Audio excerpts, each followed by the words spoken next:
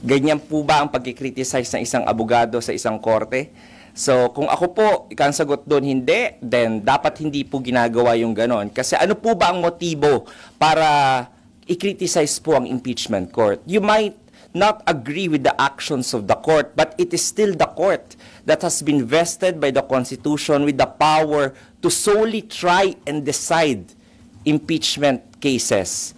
And doon pa lang namang po dapat meron tayong pagrespeto at hindi po natin matanggal ang kredibilidad ng korte. So ano po motibo nila by criticizing the court?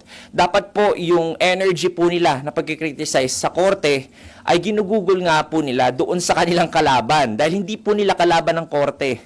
Ang kalaban po nila ay yung kabilang party, yung defense po. So, sabi niya po, formidable yung at mga respetableng mga abogado po yung nasa defense team. So, paghandaan na lamang po nila. At yun yung awayin po nila at wag po yung impeachment court.